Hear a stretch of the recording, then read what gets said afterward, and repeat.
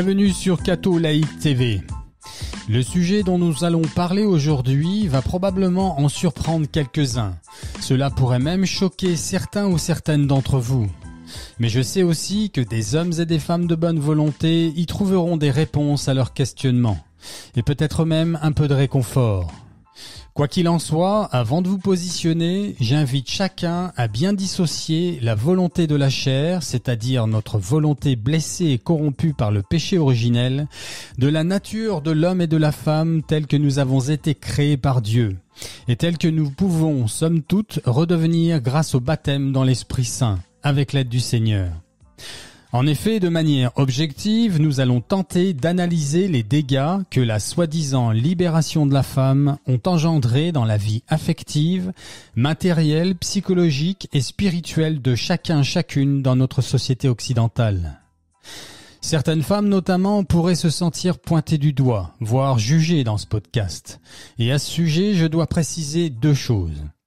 Premièrement, nous verrons que le diable les a particulièrement ciblées, elles. Or, sa stratégie a pour but de nous perdre tous, non pas les femmes seulement. Le démon ne considère pas les sexes, ce sont nos âmes qui l'intéressent. Même si ses attaques ciblent particulièrement notre sexualité, mais cela est un autre débat. Il sera donc essentiel de réfléchir au point de vue de l'humanité et du salut de toutes les âmes, à défaut de notre vie singulière. Deuxièmement, si vous ne vivez pas une vie sacramentelle et de prière quotidienne, notamment le chapelet du rosaire demandé par la Vierge Marie, et si vous n'aspirez pas à ce que votre vie rende gloire à Dieu avant toute autre chose, vous pourrez difficilement admettre, voire même supporter certaines réalités mises en lumière dans cette vidéo. Ceci dit, rien de ce qui va être évoqué ne contredit ni l'Évangile, ni le catéchisme de l'Église catholique, tel que Jésus l'a révélé à ses apôtres. Aussi, afin de comprendre le sens profond de cette vidéo, il est indispensable que je commence par nous rappeler deux choses essentielles. Premièrement, la fameuse vision du pape Léon XIII, celle qu'il a eue en octobre 1884. Deuxièmement, les paroles de la désormais vénérable Lucie de Fatima au sujet des temps que nous vivons aujourd'hui. Voici donc la vision du pape Léon XIII. Alors qu'il terminait la célébration de la messe dans la chapelle Vaticane, entouré de quelques cardinaux et membres du Vatican, il s'arrêta soudainement au pied de l'autel et se tint là environ 10 minutes comme en extase, le visage blanc de lumière. Puis, allant immédiatement de la chapelle à son bureau, il composa la fameuse prière à Saint Michel Archange, avec instruction qu'elle soit récitée partout dans le monde après chaque messe. Lorsqu'on lui demanda ce qui était arrivé, il expliqua qu'au moment où il s'apprêtait à quitter le pied de l'autel, il entendit soudainement deux voix. L'une douce et bonne, l'autre rauque et dure, et il semblait qu'elle venait d'à côté du tabernacle. Dans ce dialogue, Satan disait avec fierté pouvoir détruire l'Église, mais que pour cela il avait besoin de plus de temps et plus de puissance. Notre Seigneur accepta sa requête et lui demanda de combien de temps et de combien de puissance il avait besoin. Satan répondit qu'il avait besoin d'une 100 d'années et d'un plus grand pouvoir sur ceux qui avaient été mis à son service. Notre Seigneur accorda à Satan le temps et l'énergie demandés en lui donnant toute liberté d'en disposer comme il le voulait. Puis Léon XIII eut une vision terrible. Je cite, « J'ai vu la terre enveloppée dans les ténèbres et l'abîme. J'ai vu des légions de démons qui étaient dispersés à travers le monde pour détruire les œuvres de l'Église. » Et la vision se termina avec Saint Michel Archange qui chassa les mauvais esprits dans l'abîme. Fin de la vision. Voici maintenant la fameuse phrase prononcée par Vénérable Sœur Lucie de Fatima, voyante de la Sainte Vierge Marie reconnue par l'Église. L'affrontement final entre le Seigneur et le règne de Satan portera sur la famille et le mariage. Fin de citation. Je rappelle que la vision du pape Léon XIII survint en 1884 et que le malin a obtenu une 100 d'années. Cela ne veut pas dire 100 ans jour pour jour. Nous pouvons néanmoins estimer que nous sommes à la fin de la dite période octroyée par le Seigneur, ce qui expliquera certains éléments que nous allons mettre en lumière. Avant d'entrer en matière, permettez-moi de nous rappeler un élément central.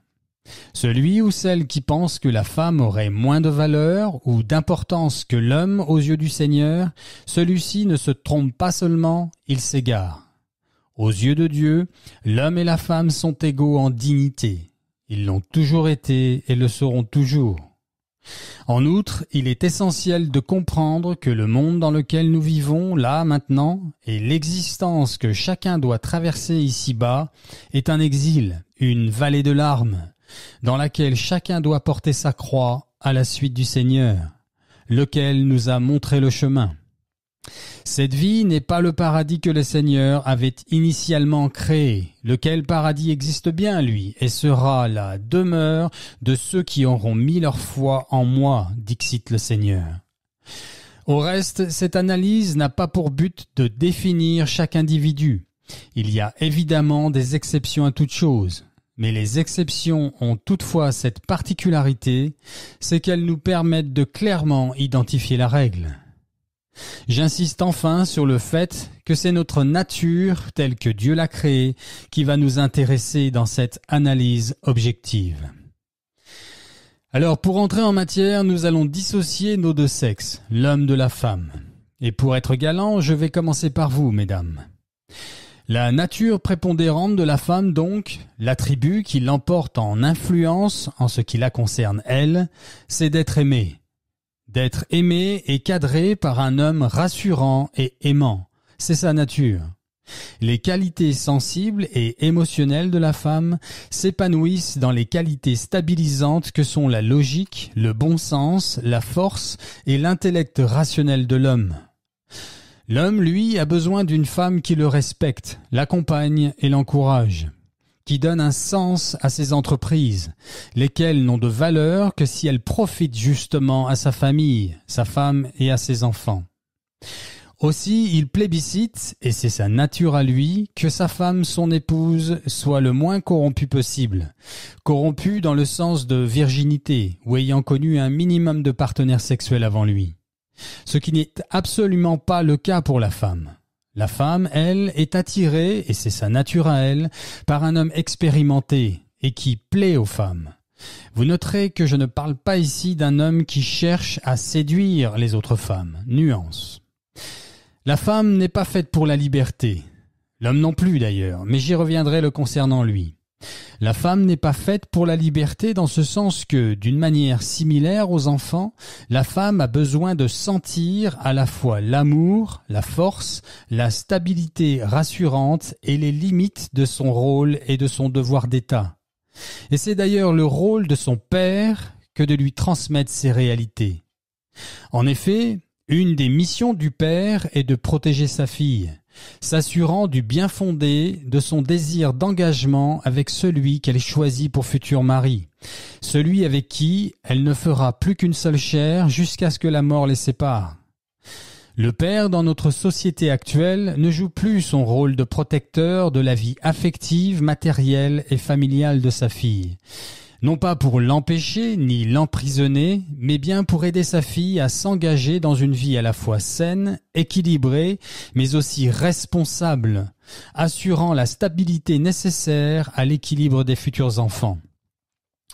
La femme, par nature, étant plus émotive, et c'est très bien ainsi, quand elle est seule, sans son père pour la guider, j'entends, et comme cela est la majorité des cas aujourd'hui, eh bien elle entre en mariage, et encore quand mariage il y a, elle entre en mariage presque uniquement pour des raisons de sentiments et d'émotions seules.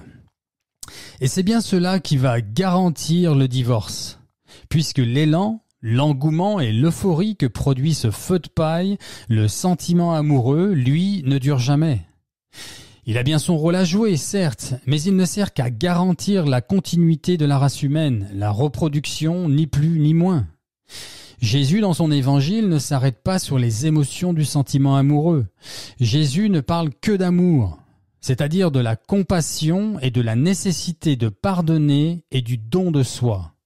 De fait, par ce silence à ce sujet, le Seigneur nous montre que les émotions des amoureux n'appartiennent pas aux réalités du royaume, que les émotions que procure le sentiment amoureux seul n'ont pas l'importance, ou plus exactement n'ont pas la priorité que le monde s'acharne à vouloir leur donner.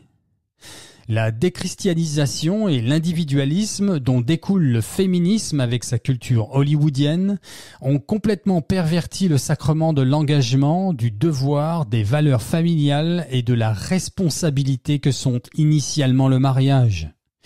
Le mariage aujourd'hui ne dure que si les protagonistes s'accordent sur un fonctionnement intégrant des réalités et des mœurs allant à l'encontre de la volonté de Dieu. Les relations extra-conjugales par exemple, mais pas que. Ceci explique au passage pourquoi il a été si facile pour le malin de proposer le mariage homosexuel. En effet, la première étape du diable a été de transformer l'indissoluble sacrement du mariage entre l'homme et la femme, duquel naissent les enfants, de transformer cette union divine en une union basée sur les sentiments amoureux seuls. Un engagement solennel pris sous l'effet d'une simple émotion. Émotion forte, certes, mais laquelle est certaine de se volatiliser comme n'importe quelle autre émotion. Une fois la définition du mariage travestie de la sorte, il fut facile de soumettre le mariage entre personnes du même sexe, puisque ce dernier n'est basé que sur le sentiment amoureux. Il faut savoir que près de 60% des mariages finissent par un divorce aujourd'hui. Or, qui divorce? Qui demande le divorce? Eh bien, c'est justement cette même jeune fille, entrée en mariage sans avoir bénéficié de la protection de son père, lequel aurait dû cadrer et surtout protéger sa fille des réalités de la vie. En effet, près de 80% des divorces sont demandés par les femmes, engendrant un déséquilibre et une souffrance aux enfants qui resteront marqués à vie, ainsi que toute la société par voie de conséquence. En outre, les hommes dans tout cela ne sont pas en reste. La majorité d'entre eux continuent à se voiler la face, ne trouvant aucune alternative pour subvenir à leurs besoins sexuels, affectifs et familiaux. Et, de fait, ils mentent aux femmes, leur faisant croire que tout cela est OK, que c'est normal, que c'est l'évolution des choses, qu'il faut s'adapter, alors que l'écrasante majorité d'entre eux ne le pensent pas une seconde. Au fond d'eux-mêmes, ils savent très bien que quelque chose d'essentiel ne fonctionne plus. Ce mensonge, né de la République et des féministes, sur ce qu'est la nature de la femme, pousse la majorité des hommes à leur mentir, mais aussi à eux-mêmes, afin de satisfaire leur libido ou par peur de la solitude. Par voie de conséquence, 4 nouvelles catégories d'hommes ont émergé depuis les années 60, et les anglo-saxons donnent même un nom à chacune d'entre elles. Première catégorie, les fameux Sims. C'est la plus grande ou la plus répandue aujourd'hui. Ce sont les hommes qui font croire aux femmes que ce qu'elles pensent et désirent est très bien.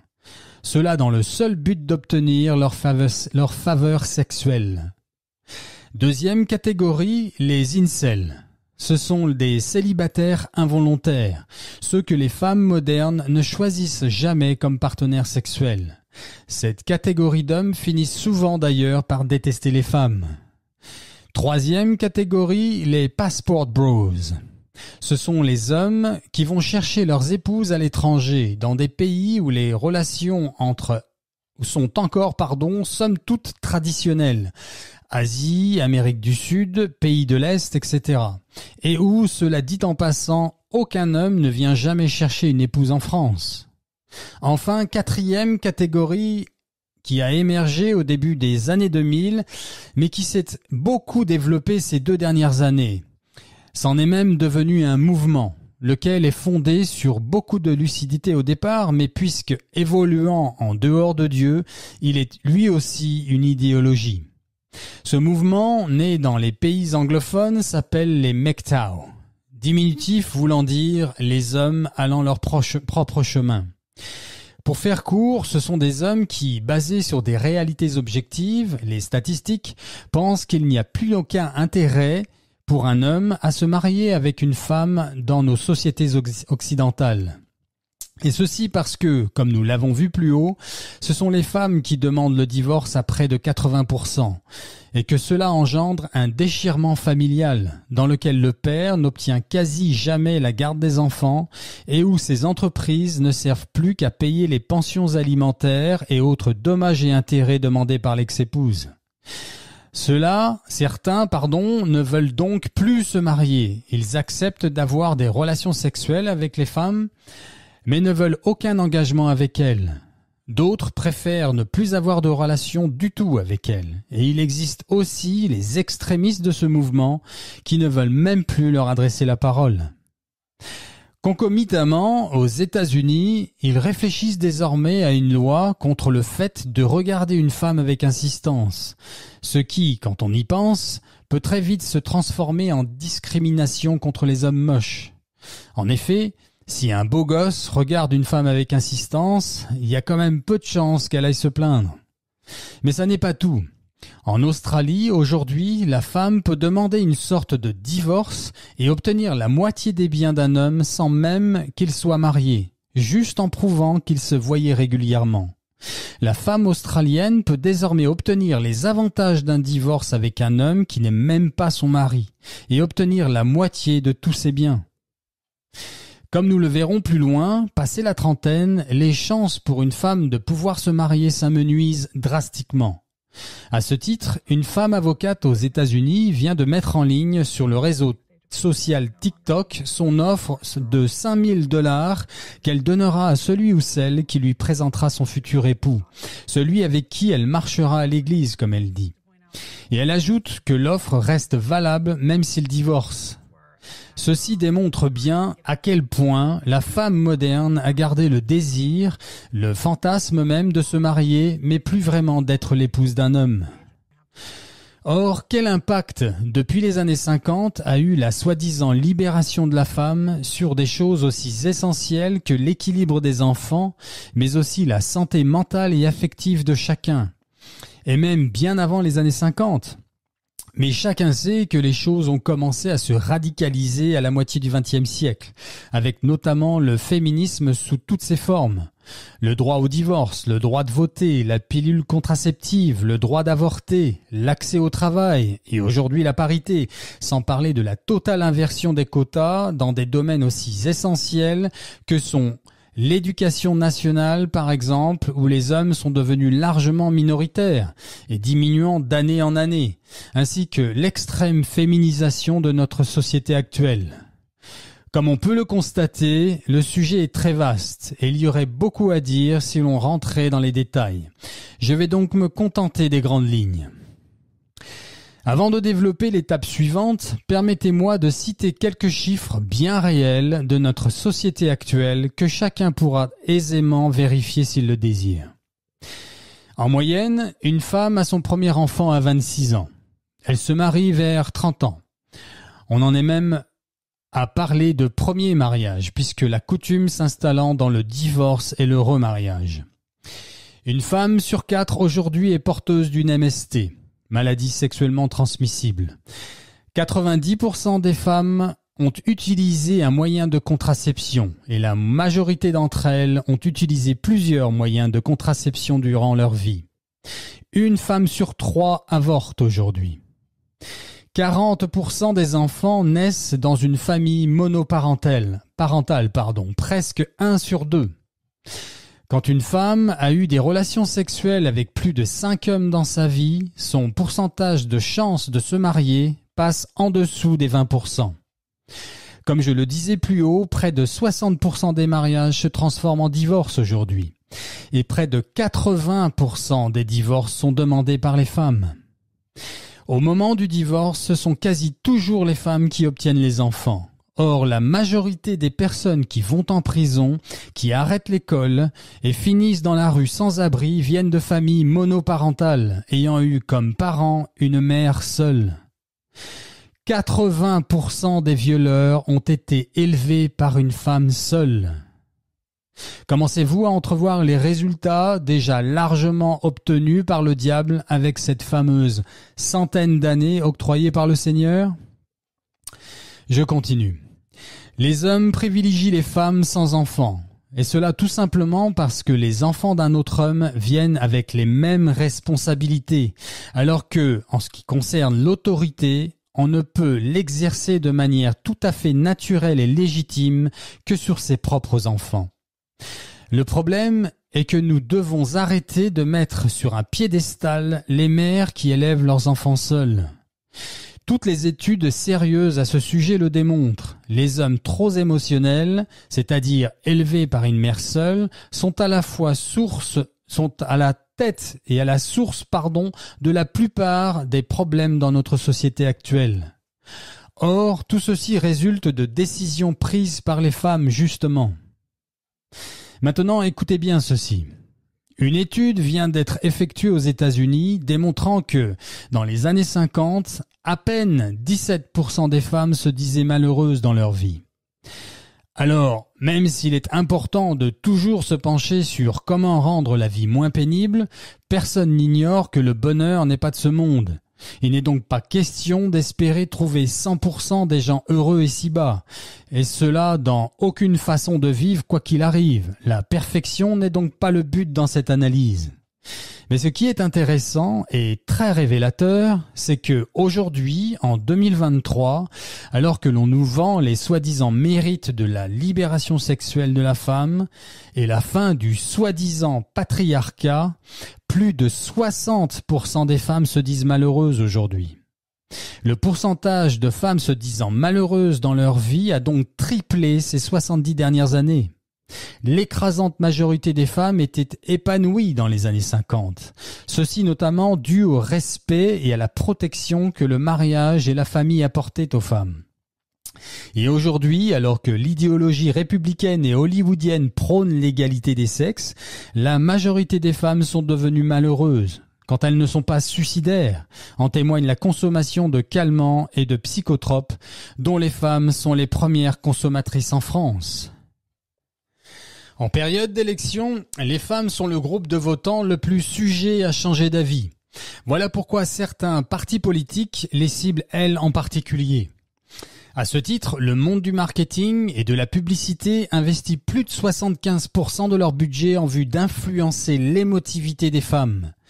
Par ailleurs, vous remarquerez que la façon qu'ont les femmes de faire les choses en général est quasi toujours valorisée ou vue comme bonne dans notre société d'aujourd'hui. Alors que la façon des hommes devient de plus en plus réprimandable. Un homme qui montre des sentiments, qualité féminine, est désormais valorisé dans cette société. Alors qu'un homme équilibré, montrant de l'assurance, voire une certaine maîtrise de soi, cela devient de plus en plus suspicieux, voire gênant dans certaines situations. Sauf bien entendu pour une minorité d'hommes inaccessibles et quasi irréels que représentent quelques super-héros ou acteurs iconiques hollywoodiens.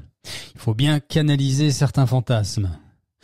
On ne compte d'ailleurs plus les publicités où l'homme est dépeint et représenté comme une mauviette devant son épouse qui le recadre, inversant de fait les rôles de manière suggestive.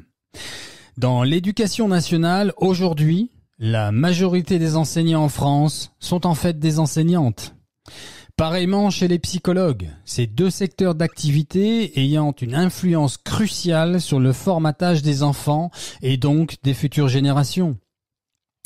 Comme évoqué plus haut, passé la trentaine, les femmes atteignent ce fameux mur où elles ne sont plus aussi désirables que celles de 20 à 28 ans. Or, la plupart des hommes se marient parce qu'ils veulent des enfants.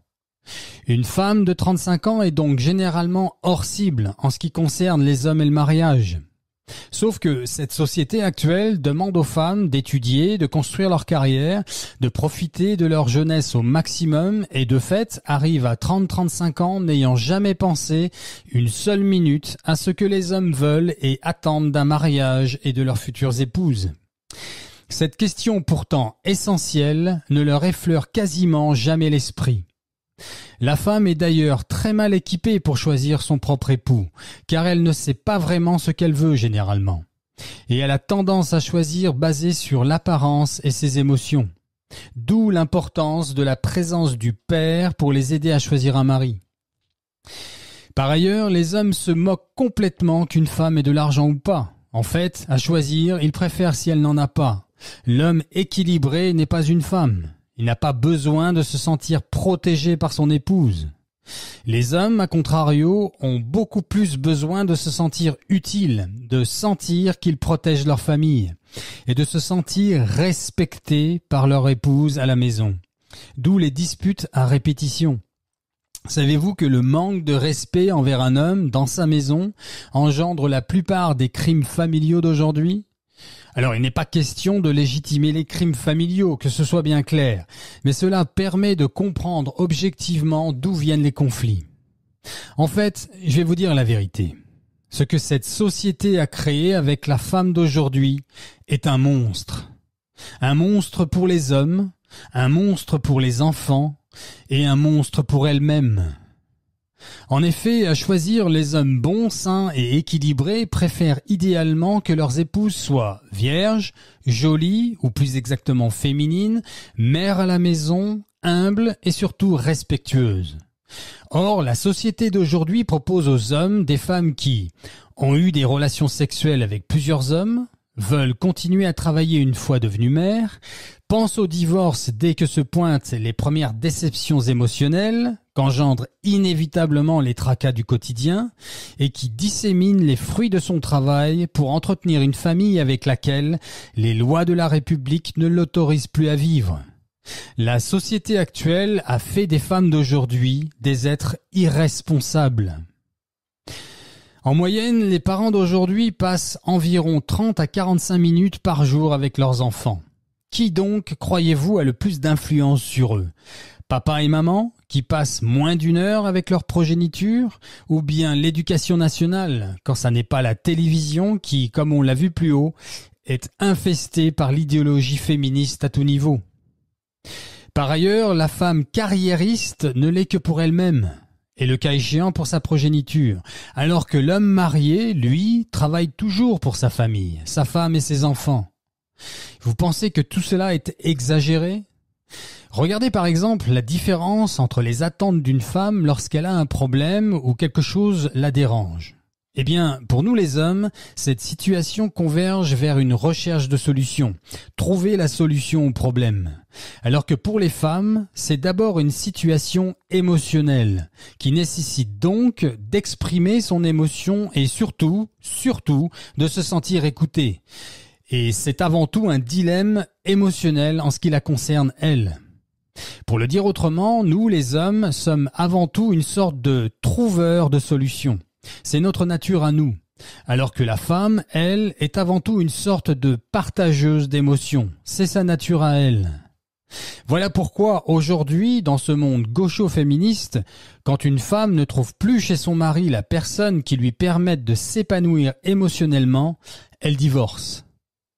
Et puisque plus rien ne la retient de le faire, bien au contraire, cette société malade nous y insiste de plus en plus, elle retombe amoureuse avec les mêmes mauvaises raisons initiales et embarque leurs enfants dans ce marasme, cette déchirure affective, matérielle, psychologique et spirituelle. D'une part, elle n'a pas eu le père solide, sain d'esprit et équilibré qui aurait dû être là pour la protéger contre ses émotions et ses sentiments seuls, afin d'entrer en mariage avec plus d'objectivité, de responsabilité. D'autre part, la République lui ouvre grand le chemin du péché, du divorce, donc de l'adultère. Je rappelle que la République française a été créée par l'ennemi du Seigneur, comme révélé à sainte Marguerite-Marie Alacoque à Paray-le-Monial en 1689. Vous doutez encore de la véracité de cette analyse ? Prenons un exemple. Prenons une femme célèbre qui se revendique catholique pratiquante et que beaucoup voient comme un exemple des valeurs actuelles de la femme française. Je veux parler de l'éditorialiste Charlotte Dornelas. Chacun reconnaîtra que Charlotte est une femme intelligente, éloquente et plutôt agréable à regarder. Or, beaucoup pensent aussi que cette journaliste représente la femme catholique française du monde d'aujourd'hui. Et pourtant, voici une analyse honnête et objective. Charlotte a 35 ans, d'évidence addicte à son travail puisque le matin à la radio, la journée à son journal et les soirs sur les plateaux télé. Sans compter les dimanches après-midi quand elle participe à des débats en direct. Probablement célibataire, elle représente de fait l'archétype de ce qu'un homme équilibré ne désire ou n'espère absolument pas chez sa future épouse et mère de ses enfants. Qu'elle ait du succès auprès des hommes, cela me paraît évident. D'ailleurs, l'écrasante majorité des femmes pourraient changer de partenaire sexuel chaque jour si elles le voulaient. Mais là n'est pas la question. Plus personne n'ignore qu'en ce qui concerne le sexe, ce sont les femmes qui font la pluie et le beau temps. Alors que pour le mariage, ce sont les hommes qui choisissent. Que Charlotte n'ait pas voulu se marier avec le premier venu, rien d'étonnant là-dedans. Mais n'allez pas croire non plus que la totalité des hommes que la Providence a dû lui faire rencontrer ces 10 ou 15 dernières années n'étaient que des hommes moches et cons. La majorité des hommes catholiques pratiquants sont d'ailleurs des hommes bons, parmi lesquels certains sont plutôt beaux gosses. Pas vrai, mesdames? Par ailleurs, Charlotte bénéficie aussi de certains avantages liés à son statut de femme célèbre, avec quelques aspects négatifs évidemment. Or, cette apparence de réussite ou de bonheur, qui n'en est pas un, la célébrité, engendre dans l'esprit de beaucoup de femmes le mauvais ou faux exemple de ce qu'est le succès, ou plus exactement d'une vie de femme chrétienne réussie. Au reste, s'étant déclarée comme catholique pratiquante, il n'est pas question pour elle d'être vue publiquement avec un homme qui n'aspire pas à être son fiancé ou futur époux, surtout à son âge avancé. Or, quel type d'homme accepterait de fonder une famille avec ce style de femme ? Je rappelle que les hommes entrent en mariage principalement pour avoir des enfants, pour fonder une famille. Voilà donc une femme que l'on célèbre, félicite et encourage même en tant que femme actuelle, catholique de plus est, et qui pourtant représente tout à fait l'opposé de ce que les hommes équilibrés recherchent chez une épouse pour fonder une famille.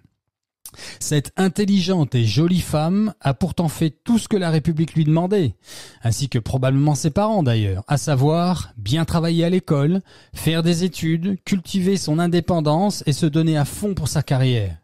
Le genre de choses que l'on aurait trouvé complètement absurde il y a même pas 70 ans.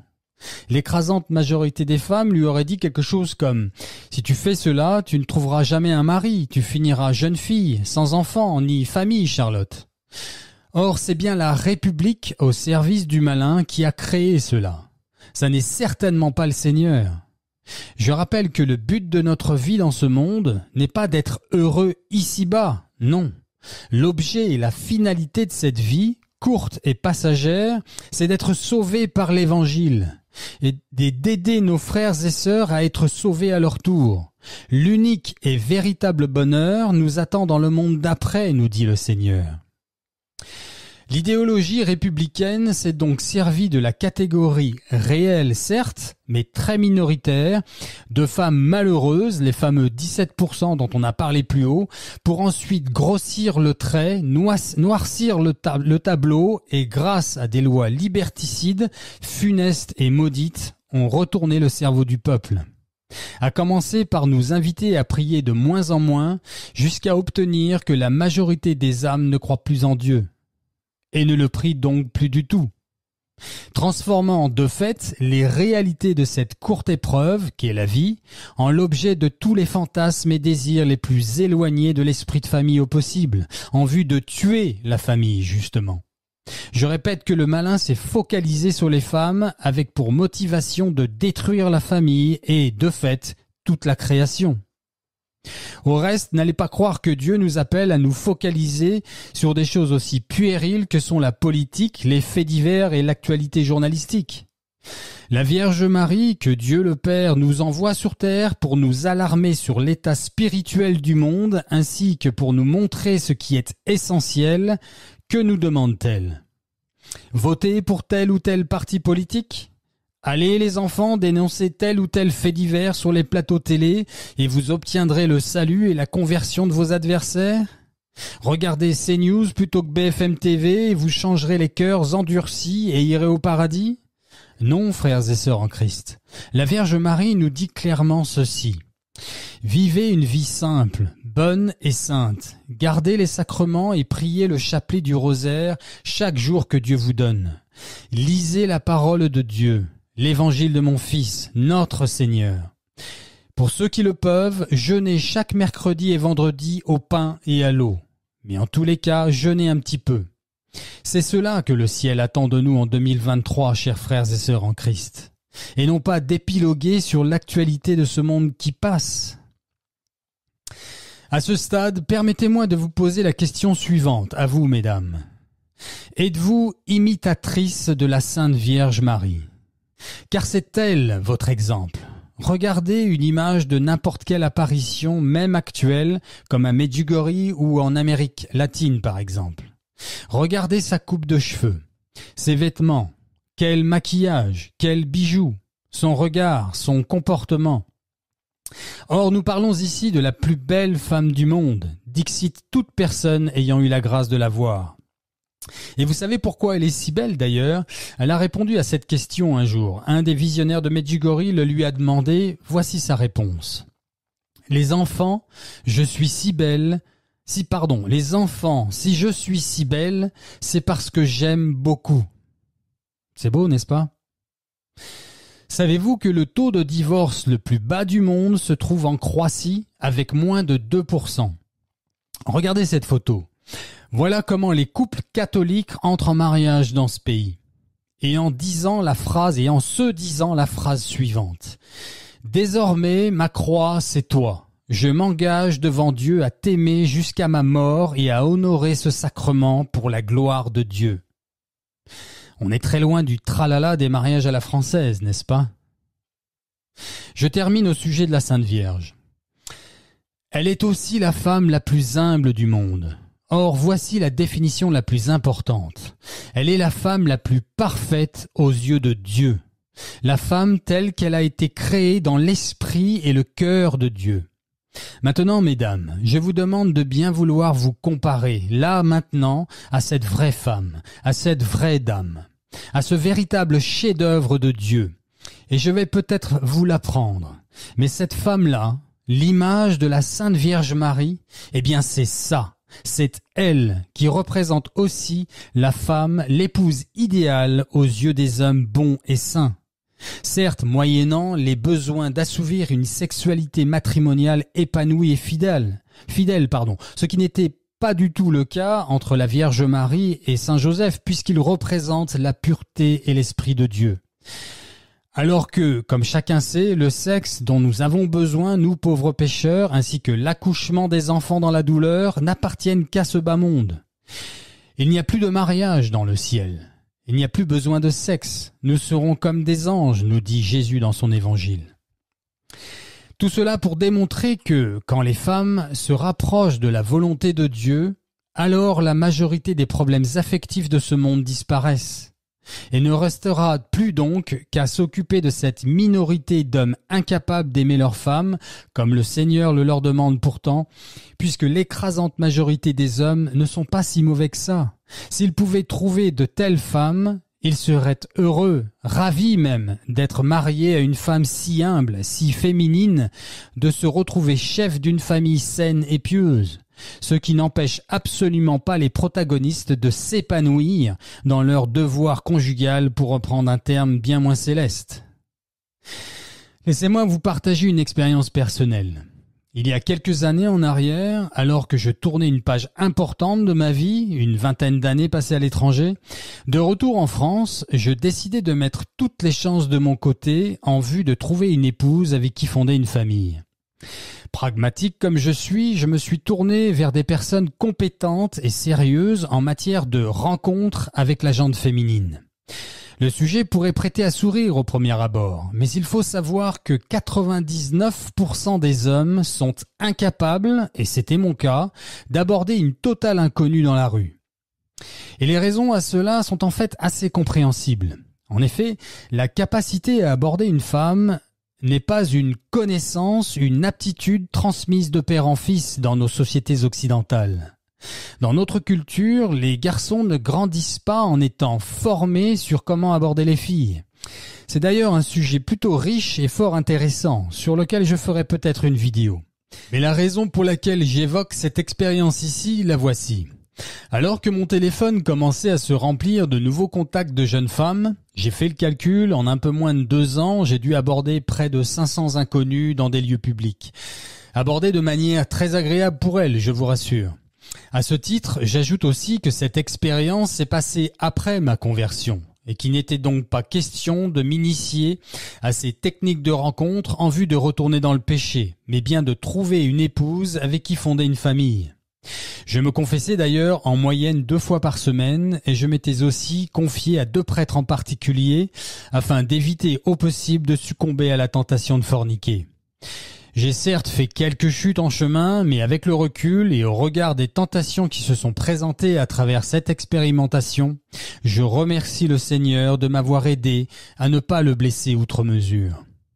Ces jeunes femmes venaient de différents niveaux sociaux et avaient toutes entre 25 et 35 ans, à 1 ou 2 exceptions près.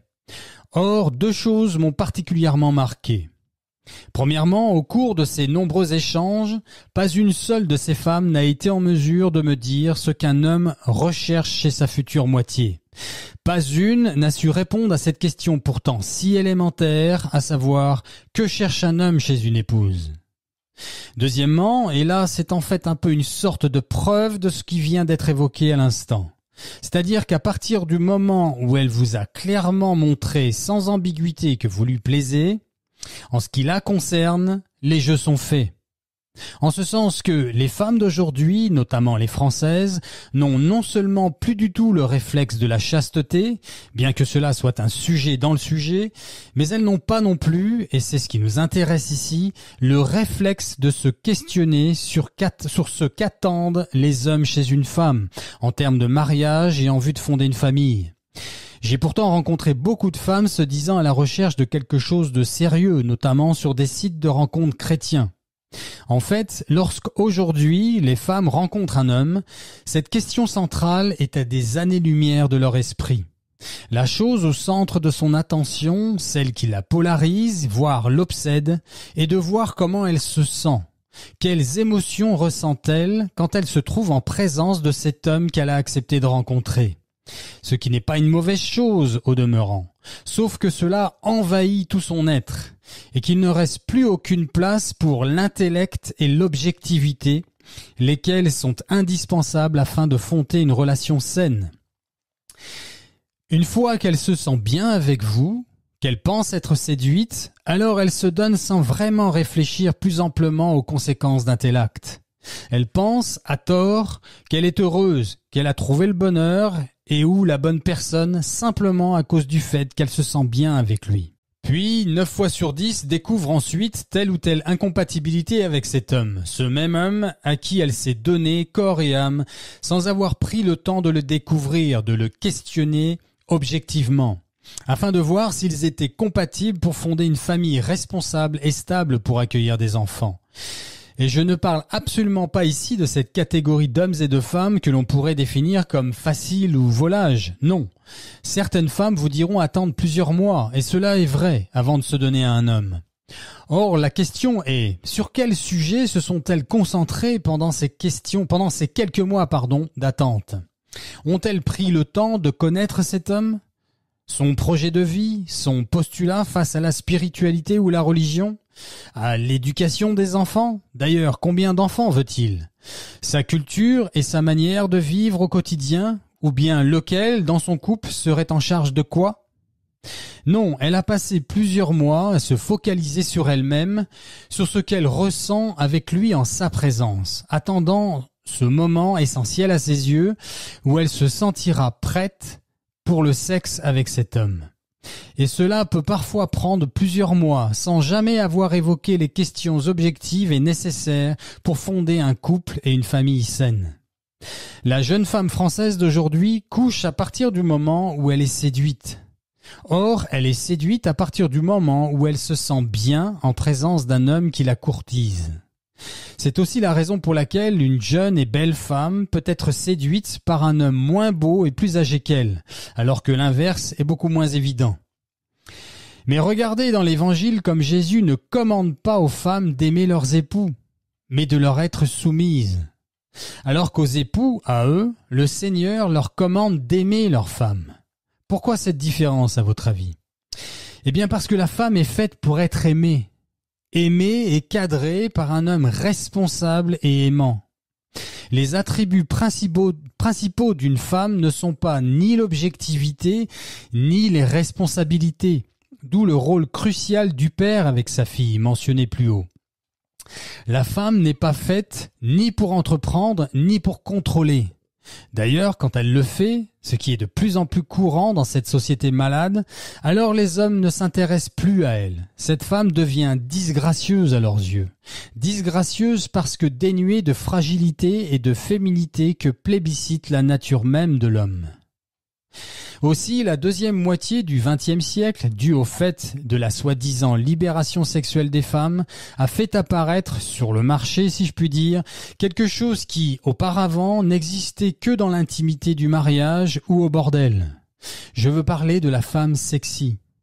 La femme sexy ne pouvait être vue que dans la chambre conjugale, cachée au regard du monde et des autres hommes. Cela ne concernait que l'intimité des époux. Tout ceci pour illustrer que les femmes de ce siècle ne sont pas conscientes à quel point elles sont devenues les marionnettes du malin, lequel les manipule afin de pervertir leurs relations avec les hommes et avec Dieu. Et cela, nous l'avons vu en vue de détruire la famille et donc toute la création. Il est triste de constater combien, avec un peu d'expérience certes, il est si facile aujourd'hui de changer de partenaire sexuel quasi chaque jour de la semaine, alors qu'il est devenu presque impossible de trouver une épouse qui représente véritablement la femme qu'est en droit d'espérer un homme que l'on qualifiera de sain et équilibré. D'autre part, il est intéressant de noter aussi que les femmes modernes demandent à ce que leur rendez-vous amoureux et leur mariage restent traditionnels. La galanterie, le fait que ce doit être l'homme qui paye le café ou le restaurant, le mariage en blanc, etc. Elles réclament des actes et des comportements traditionnels alors qu'elles n'apportent absolument plus rien de traditionnel aujourd'hui à la relation. Elles pensent, à tort, et plus ou moins consciemment, que, en ce qui concerne les hommes, le sexe des femmes est le but ultime, la seule et unique chose, au centre de tous les mérites. En effet, dans leur relation avec les hommes, les femmes ont tellement l'habitude de sentir le regard des hommes sur elles, que cela suffit à leur faire penser qu'elles ont le choix, qu'il leur suffira de choisir celui avec qui, le moment voulu, elle voudra bien faire un enfant et ou fonder une famille ou pas. Aussi, bien que toujours habillée de blanc, la mariée d'aujourd'hui n'est plus vierge le jour de son mariage. Elle demande aussi à rester indépendante, à travailler, et si les choses ne vont pas comme elle le désire, ce qui inévitablement arrivera puisqu'elle jugera au niveau émotionnel, alors elle divorce, demande tout, obtient tout, cela grâce à ces idéologies que sont la République et le féminisme. Et détruit la vie du père et des enfants, tournant la page et passant au prochain amoureux, parfois comme si de rien n'était. Laissez-moi vous décrire la véritable Barbie qui semble avoir un franc succès au box-office aujourd'hui. C'est une blague. Un jour, un homme va acheter un jouet à sa fille et demande à la vendeuse « Combien coûtent les Barbies dans votre vitrine, s'il vous plaît ?»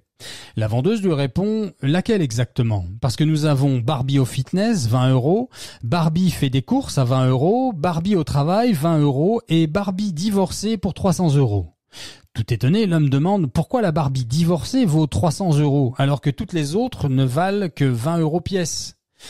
La vendeuse lui répond « Monsieur, la Barbie divorcée est vendue avec la maison de Ken, la voiture de Ken, le bateau de Ken et un ami de Ken. » Comme nous l'avons vu plus haut, les époux et les enfants ont tout perdu dans cette fausse libération de la femme. Or, mis à part les jeunes filles de 20 à 28 ans, lesquelles sont poussées par la société lobotomisée à penser et à agir comme si le but de cette vie était d'en profiter au maximum, à commencer par obtenir un super emploi à responsabilité nécessitant de longues années d'études dans un cadre gaucho-féministe, c'est-à-dire l'université, de voyager, de rire et de s'amuser, multipliant les partenaires sexuels, choper des MST, avorter si nécessaire, Mis à part les jeunes filles de 20 à 28 ans, disais-je, les femmes se retrouvent tout aussi lésées par cette société qui, passé ce fameux mur de 30-35 ans, ne veulent plus d'elles. Passé ce cap, elles cumulent tellement de points négatifs concernant les attentes des hommes en termes de mariage qu'elles ne les intéressent quasi plus que pour le sexe. La chose la plus élémentaire que les lobbies de ce monde ne vous diront pas, et qui est pourtant si évidente, la voici. Le monde dans lequel nous vivons toutes et tous est un monde construit et maintenu en état de marche par les hommes. Les infrastructures sont fabriquées par les hommes. La société régalienne fonctionne grâce aux hommes. Le siège sur lequel vous êtes assis, la maison dans laquelle vous vivez, la voiture dans laquelle vous roulez, les routes, les bateaux, les trains, les avions dans lesquels vous vous déplacez sont fabriqués et construits par des hommes. La police, l'armée, etc. Ce sont les hommes qui fabriquent et entretiennent quasi tout ce qui se construit dans notre société. D'ailleurs, si les hommes restaient tous à la maison, les femmes seules ne pourraient pas faire marcher le monde. Alors que l'inverse n'est pas vrai, bien au contraire. Dieu dit « Il n'est pas bon que l'homme soit seul, il faut que je lui fasse une aide qui lui soit assortie », nous dit la Bible. Et il créa la femme à partir du côté de l'homme. Ce n'est pas l'homme qui a été créé pour la femme, mais bien la femme qui a été créée pour l'homme. En outre, toute société a besoin de protection et cela est un trait masculin. Que croyez-vous qu'il se passera quand le chaos et la guerre civile s'installera dans les rues françaises ? En effet, cela fait plus d'une vingtaine d'années que je me familiarise, ainsi que des millions d'autres personnes, avec les messages et avertissements que la Vierge Marie n'a cessé de donner à l'humanité depuis plus d'un siècle maintenant. Notamment à La Salette, Fatima, Garabandal, Akita, Medjugorje pour ne citer que ces apparitions-là. Or, depuis quelque temps, cela devient beaucoup plus simple de retenir l'attention des gens à ce sujet. Ils commencent à se rendre compte que quelque chose d'important se trame à l'horizon. Je vais vous partager un dialogue que j'ai eu avec un gendarme sur un marché de France il y a quelques années en arrière. C'était pendant la période des attentats à Paris sous François Hollande. Voici ce que me disait ce policier militaire, je cite. « Quand ils seront trop nombreux, lorsque cela deviendra ingérable pour le petit effectif que nous sommes en réalité, quand ça va péter de partout, disait-il, que croyez-vous qu'il va se passer ? Nous, les gendarmes, policiers et militaires, serons tellement affairés à protéger les nôtres, nos familles, qu'il n'y aura personne, vous entendez, personne pour faire barrage à leur pillage, destruction et cruauté.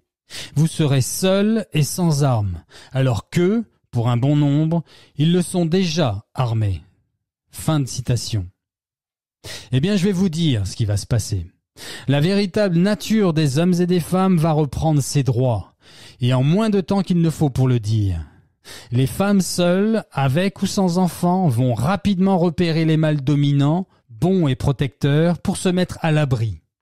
Alors que celles qui s'acharneront dans ce mensonge qu'est le féminisme seront forcées de faire la douloureuse expérience de leurs erreurs. Chacun sait que les meurtres et les viols sont monnaie courante quand s'installe le chaos que produit toute guerre. Seigneur, prends pitié. Enfin, pour terminer, l'Église, elle aussi, est désormais contaminée par le féminisme. Et ce n'est malheureusement qu'un début. Il suffit de voir non plus des femmes à la ressemblance de la Vierge Marie en retrait, soumises et assises sur les bancs d'église, mais de plus en plus recherchant la fausse lumière derrière les pupitres et lisant des lettres écrites par des hommes, les apôtres, lesquels, sous l'autorité du Seigneur, faut-il le rappeler, exhortent les femmes justement à se garder de ce genre de comportement. Voilà pourquoi aussi Satan est en train d'obtenir que les femmes puissent accéder au diaconat et à la prêtrise. Comme le disait saint Bonaventure, la Vierge Marie a été dotée d'un cœur viril, mais elle n'a jamais corrompu ni sa féminité ni son humilité en tentant de faire comme les hommes. Saint Michel Archange, défendez-nous dans le combat. Soyez notre secours contre la malice et les embûches du démon. Que Dieu exerce sur lui son empire, nous vous le demandons en suppliant. Et vous, princes de la milice céleste, repoussez en enfer par la force de Dieu, Satan et les autres esprits mauvais qui rôdent dans le monde en vue de perdre les âmes. Amen. Voilà, chers frères et sœurs en Christ, pensez à vous abonner et parlez-moi de votre expérience à ce sujet. Laissez-moi un commentaire. Pensez à aimer avec le petit pouce en l'air et à partager cette vidéo sur l'ensemble de vos médias. Je vous en remercie. Dieu nous aime, les amis. Dieu nous aime à la folie de la croix. Soyez bénis.